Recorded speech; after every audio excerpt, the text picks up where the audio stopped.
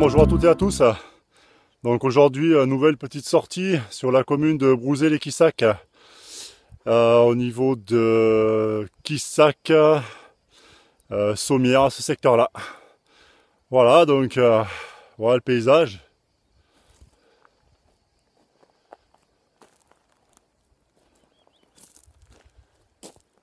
Voilà.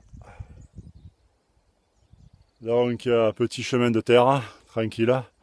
On va se promener, on a 2 heures à tuer. Voilà. Allez, je vous reprends. On avance tranquillement. C'est très calme.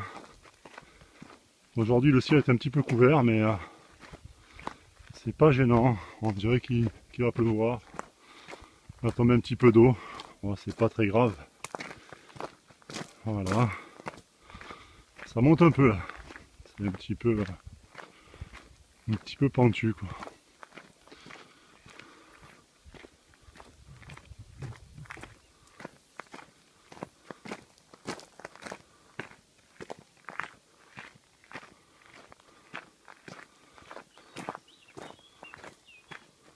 Voilà, donc sur le bord du chemin, et un peu partout, on a du thym.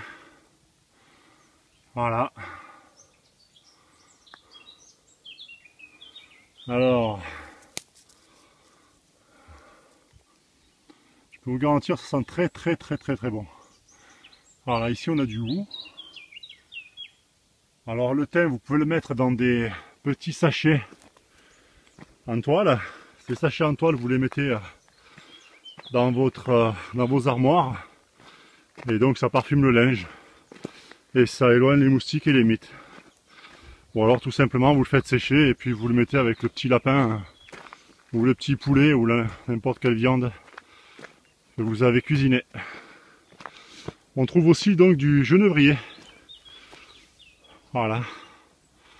Donc en fait ces petites boules noires là, je sais qu'elles certains en font de l'alcool. L'alcool de genièvre. À consommer évidemment avec modération.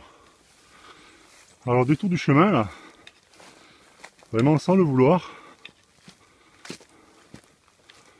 je suis tombé sur un mas.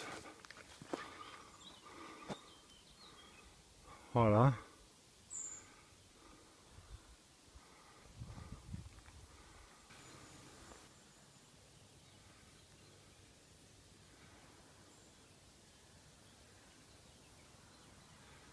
Alors donc je filme de loin parce qu'apparemment il y a des gens, il est habité. C'est un très joli mas en pierre. Et vous voyez, ça c'est typique de chez nous, là, ces murs montés comme ça en pierre. Là. On récupère la pierre de la garrigue et on monte des murs, sont des murs de pierre sèche qu'on appelle. Là j'ai pris un petit morceau de route pour rejoindre ce chemin. Alors il faut savoir que je ne connais pas du tout là l'endroit où je suis. Je suis parti comme ça, tout simplement pour balader.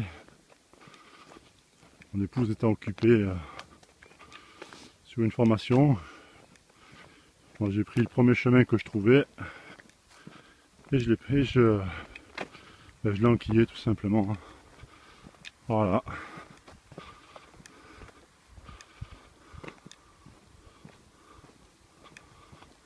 Alors c'est quand même agréable. Il y a des odeurs, bon évidemment avec l'iPhone, la vidéo on peut pas le sentir, c'est logique. Mais ça réveille, c'est agréable. Allez, à de suite. Sur le bord du chemin là, petite découverte. Alors pour ceux qui connaissent, c'est tout simplement un détonateur de grenade. Alors à première vue,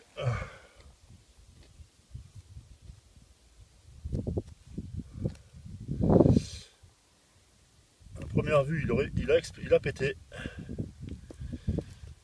Il a pété.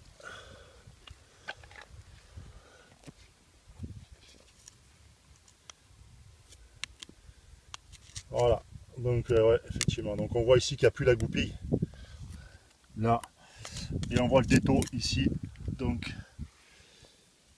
on voit le détaux là. Alors, le souci qu'on rencontre là, c'est qu'il est vraiment lourd et que c'est pas une grenade d'exercice. Donc on a encore des mecs qui viennent faire péter des grenades dans la garrigue. Donc l'explosif se trouve là-dedans, jusqu'ici. Donc lorsqu'on va tirer enlever la goupille qui est ici, cette partie-là en fait, ça va déclencher un allumage là-dedans, ça va descendre ici et ça va péter. Voilà. Alors si un jour vous devez neutraliser une grenade, que vous la trouvez, la première chose, vraiment les parties sont comme ça là. C'est-à-dire cette partie-là sera enclenchée là-dedans.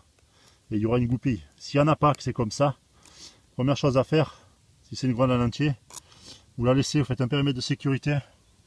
C'est-à-dire que vous empêchez les gens d'approcher. Et donc vous appelez la gendarmerie ou les forces de police. Deuxième chose, pour ceux qui s'y connaissent, il suffit seulement de dévisser donc le détonateur. Une fois que le détonateur est dévissé, on se trouve avec deux parties. Le corps de la grenade qui sera ici, qui contiendra à l'intérieur de l'explosif, ça peut être de la pentrite ou autre, ça dépend. Et ensuite, ce qu'il faudra faire, c'est soit vous enlevez la goupille et vous jetez de suite le détonateur, il va péter tout seul.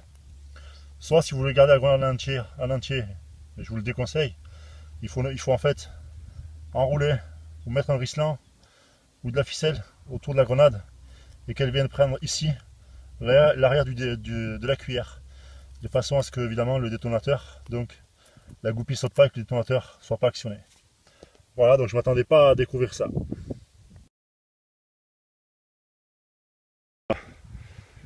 Sachant que je viens de là-bas et que je ne sais pas où je vais, si je dois rebrousser chemin, alors je peux effectivement soit casser une branche sur le côté pour voir, mais quelque chose de discret qu'il y a à faire, c'est ceci sur le côté tout simplement.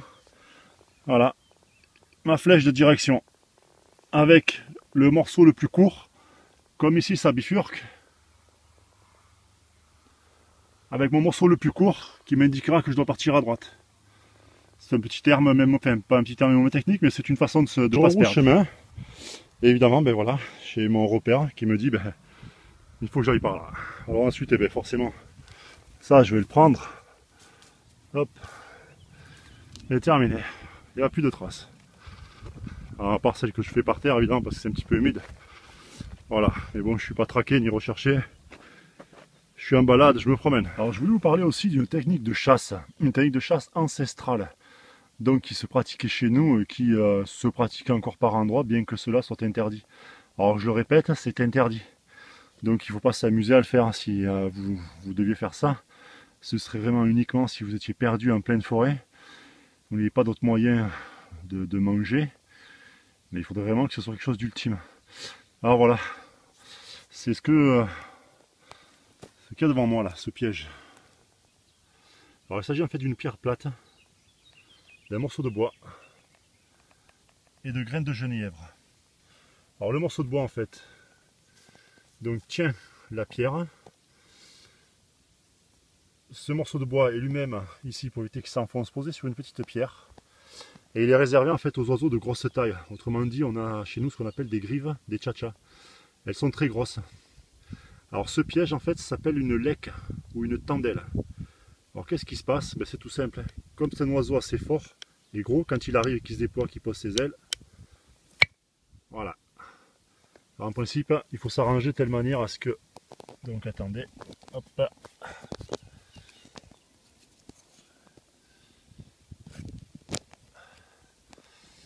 C'est pas évident d'une main. En fait, il faut s'arranger donc pour que, si vous voulez, le morceau de bois, le bâton soit en équilibre. Et quand la grive arrive, elle va faire bouger le morceau de bois. Alors, il faut effectivement que ça soit bien mis à rail, en équilibre. Donc là, la pierre est assez lourde. Hein. Et qu'est-ce qui se passe? Elle tombe dessus, elle fait tomber. Et elle est écrasée ou du moins coincée. Voilà. Alors ça, je vous le répète, c'est à faire uniquement en extrême urgence. Et si jamais vous vous amusez à le faire comme ça, n'oubliez pas après donc d'enlever le piège et le neutraliser. Alors, je ne sais pas si vous entendez. C'est une cigale.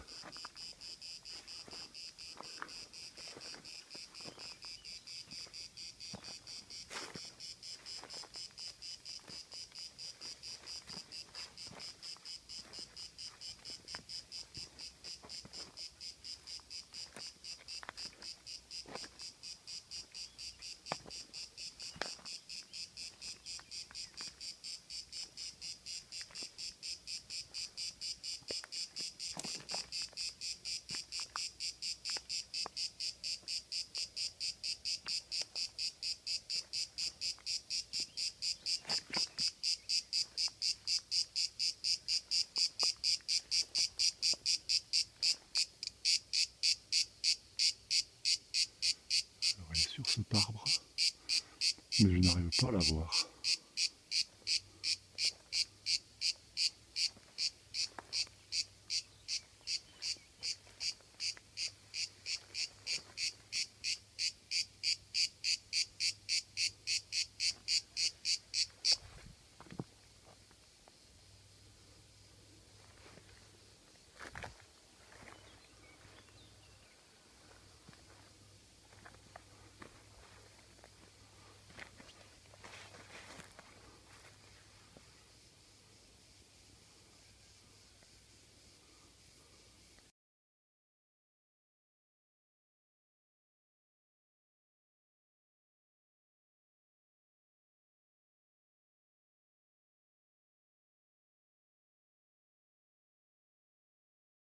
Donc la balade tire à son terme. En sachant que tout à l'heure, je me suis endormi sur le bord du chemin. J'ai dû dormir après un quart d'heure, 20 minutes. Voilà, je m'en suis même pas rendu compte. Avec la fatigue et la chaleur. Donc ça y est, je suis de retour à mon point de départ. Ben écoutez, en espérant que cette petite vidéo, bon, il n'y a pas grand chose, hein, c'est toute la balade. En espérant qu'elle vous ait plu. Et puis ben écoutez, laissez-moi un petit commentaire. Allez, au revoir, merci.